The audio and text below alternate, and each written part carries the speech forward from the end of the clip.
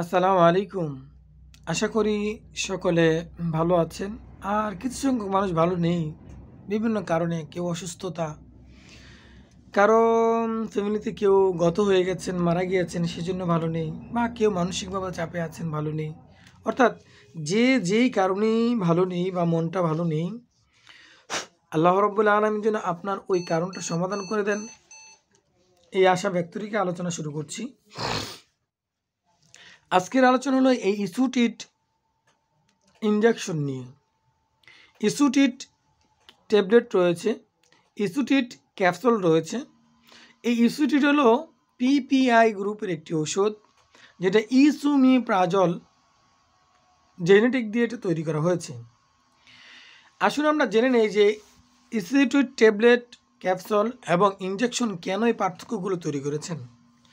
আসলে ইস্যুটিট ইনজেকশনটা তৈরি করেছেন, ইস্যুটিট ট্যাবলেট সাধারণত আমরা যখন একটা ট্যাবলেট গ্রহণ করি, সেই ট্যাবলেটটি সাধারণত আমাদের পেটে যখন ডায়ালেশন হয়, পেটে যখন আমরা মুখ দিয়ে যখন আমরা এটা গ্রহণ করি, গ্রহণ করার পর দীর্ঘ ৪৫ মিনিট থেকে শুরু করে ৩ ঘন্টার ভিতরে এটা কাজ করে। অর্থাৎ কেউ কেউ বলেছেন আবার ৩০ মিনিট থেকেও কাজ করেন, কিন্তু সেই ক্ষেত্রে আপনার এটা ৪৫ মিনিট থেকে শুরু করে ৩০ মিনিট থেকে শুরু করে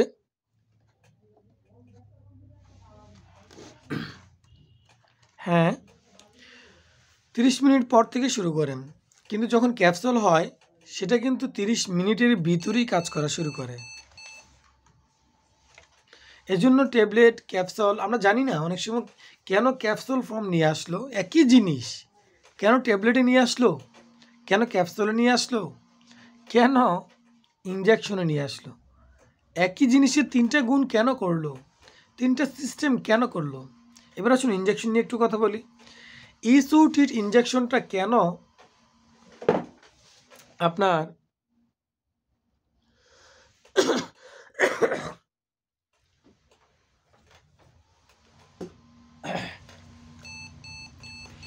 হ্যাঁ, এই ইস্যুটিট ট্যাবলেটটা ইনজেকশনটা কেন নিয়ে আসছে। এখন দেখুন, একটা পেশেন্ট বা একটা রুগী চেঞ্জলেস অবস্থা রয়েছেন,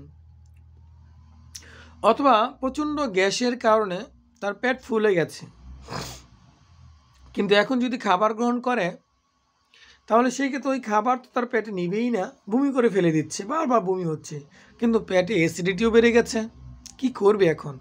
তখন সেই ক্ষেত্রে দেখুন অ্যাসিডিটিটাকে আইভি ইনজেকশন, দেখুন এই স্টিকারের জন্য দেখা যায় না, আমি এই পাশ থেকে দেখাচ্ছি, দেখুন এই দেখুন এই জায়গায় কিন্তু দেখা যাচ্ছে আইভি, দেখেছেন? আর এই জায়গায় কিন্তু রয়েছে দেখুন এই যে আইভি, যে এই আইভি যে ইনজেকশনটা রয়েছে এটা হলো একমাত্রই ইন্ট্রামাস্কুলে ব্যবহার করতে হবে। আসলে ইন্ট্রামাস্কুল বলতে আমরা কি বুঝি? ইন্ট্রামাস্কুল বলতে এটা সম্পূর্ণই রগে ব্যবহার করতে হবে, কখনোই মাংসপেশিতে ব্যবহার করা যাবে না। এটা আমরা যারা ডক্টর আছি, যারা নাকি এটা পোস্ট করবে, তারা এই বিষয়ে জ্ঞাত রয়েছেন। তারপর আমি আপনাদের সাথে শেয়ার করে দিচ্ছি। সেজন্য এই আইভি ইনজেকশনটি অবশ্যই কিন্তু আপনার রগে ব্যবহার করতে হবে, কখনোই কিন্তু মাংসপেশিতে ব্যবহার করা যাবে না। যদিও ইনকেস মাংসপেশিতে কেউ ব্যবহার করে বলে, তাহলে কিন্তু প্রচণ্ড ব্যথা হবে, কিন্তু এই ব্যথার কারণে আপনি মারা যাবেন না, তো ব্যথা হবে প্রচণ্ড।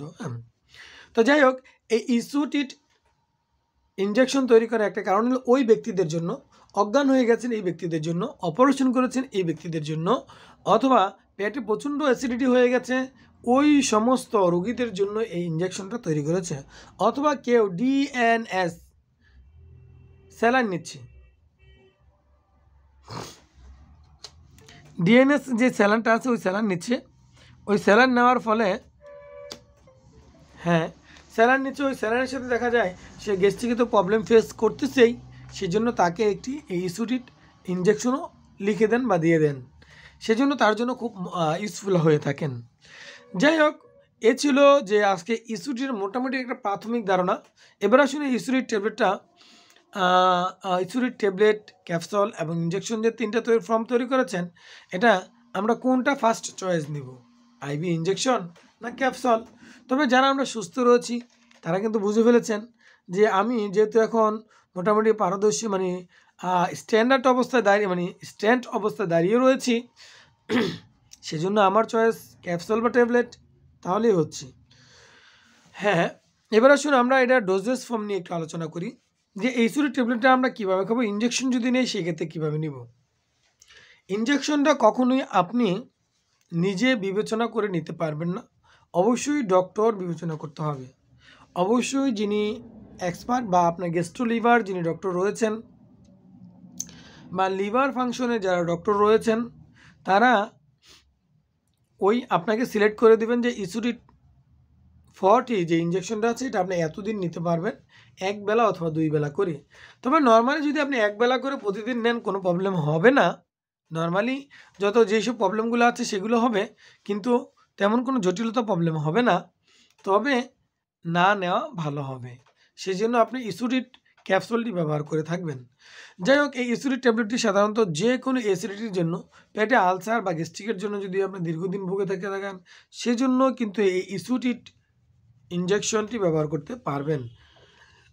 যাই হোক, ইসুরিট ট্যাবলেটটা মূলত একটা, আপনারা যেটা জানেন যে সার্জাল ট্যাবলেটে যেরকম উপকার করে থাকেন, ওই রকমের এই উপকার করে থাকবে এই ইসুরিট ট্যাবলেট, ক্যাপসুল এবং ইঞ্জেকশনটি। তবে অবশ্যই ইসুরিট আপনার গ্রহণ করতে হলে দীর্ঘদিন পর্যন্ত আপনার 2 থেকে 3 মাস গ্রহণ করতে পারবেন, তারপর কিন্তু গ্যাপ দিতে হবে। কন্টিনিউ সারা বছরের জন্য সিলেক্ট করে নেবেন না কোনো অ্যান্টি আলসারিন ঔষধ। আর ওষুধ লাইফে জীবনে যত কম খাওয়া যায় ভাই, আমি আসলে অনেক ম্যাক্সিমাম আলোচনার ভিতরে এই কথাটা বলে থাকি, লাইফে ঔষধ জীবনে যত কম খাওয়া যায়, যত এড়িয়ে চলা যায় তত ভালো। আপনি বিবেচনা করবেন যে আল্লাহ রাব্বুল আলামিন কোন খাবারের ভিতরে খেলে আমাদের পেট থেকে গ্যাস্ট্রিক নিধন করে দেন, এই খাবারটা আপনি বেশি খাবেন। কোন খাবার খেলে আমার ডায়াবেটিস মুক্ত থাকে, রক্তের মধ্যে আমার গ্লুকোজের মাত্রা বৃদ্ধি পায় না, ওই খাবার আপনি বেশি খাবেন। অর্থাৎ আমরা যে খাবারটি খাবো ওই খাবারের ভিতরে আল্লাহ তাআলা বিভিন্ন খাবারের ভিতরে, দেখুন একটা কথা বলি, আমরা যখন বিবাহ বাড়িতে যাই, তখন বিবাহ বাড়িতে যাওয়ার পর আমরা কিন্তু প্রচুর পরিমাণে হিউজ পরিমাণে খাই। কী খাই দেখুন, প্রথমেই ম্যাক্সিমাম মানুষের ডিম, চিংড়ি মাছ অথবা গোস্তের বড়া দিয়ে শুরু করেন, তারপর দেখি মুরগির ফ্রাই, তারপর দিয়ে মুরগির রোস্ট, তারপর দিয়ে গরুর গোস্ত, তারপর দিয়ে দুগ্ধ জাতীয় জিনিস। আপনি জানেন এই যে খাবারগুলো খাচ্ছি, ডিম, মাংস এবং দুধ, যদি একত্রে খাওয়া হয় তাহলে আমাদের পেটে অ্যাসিডিটি হবেই। এটা আমার মুখের কথা নয়, এটা আমাদের যে নবী আছে ইনি বলেছেন। আমাদের যে নবী আছেন ইনি বলে গেছেন যে তোমরা যদি একত্রে কিছু কিছু খাবার এগুলো খেও না। তারপর দেখুন আমাদের নবী 2টা রোজা রাখতেন সপ্তাহে, সোমবার দিন এবং বৃহস্পতিবার দিন। আমরা কয়টা রাখি? উদাহরণস্বরূপ আরও একটা কথা বলি, যে প্রত্যেক ইঞ্জিনের রেস্ট নেওয়া প্রয়োজন হয় মাঝে মাঝে, কিন্তু আমরা কি আমাদের হার্ট, আমরা কি আমাদের লিভারকে রেস্ট দিচ্ছি না। রমজান মাসে লক্ষ্য করুন, সেহরির সময় পেট ভরে খাওয়ার পরও যদি কিছু খাওয়া যাইতো সেটাও আমরা খেয়ে নিই। তবে খাওয়া গুনাহ আমি সেটা বলছি না, খাওয়া নেকের কাজ, কিন্তু পরিমাণ মতো খান। বেশি খাবেন কেন? বেশি খাওয়ার প্রয়োজন নেই তো। আল্লাহ তাআলা কম খেলেও অনেক শক্তি দিতে পারেন। দেখুন এক টুকরা হীরার দাম অনেক মূল্য, কিন্তু ওই হীরার মতো দেখতে এক টুকরা কাচের কোনো মূল্য নেই। সুতরাং বেশি না, অল্পতেও আল্লাহ রাব্বুল আলামিন অনেক পুষ্টি রেখেছেন। সেজন্য আমি বলবো যে আপনারা অবশ্যই যখন যেটাই খান, ঔষধ লাইফে যত এড়িয়ে চলতে পারেন। ঔষধ আমাদের শরীরের জন্য মারাত্মক ক্ষতিকারক। তবে হ্যাঁ, যদি প্রয়োজন হয় তখন তো অবশ্যই গ্রহণ করতে হবে। সেজন্য ইসিডির ট্যাবলেট, ক্যাপসুল এবং ইঞ্জেকশন রয়েছে।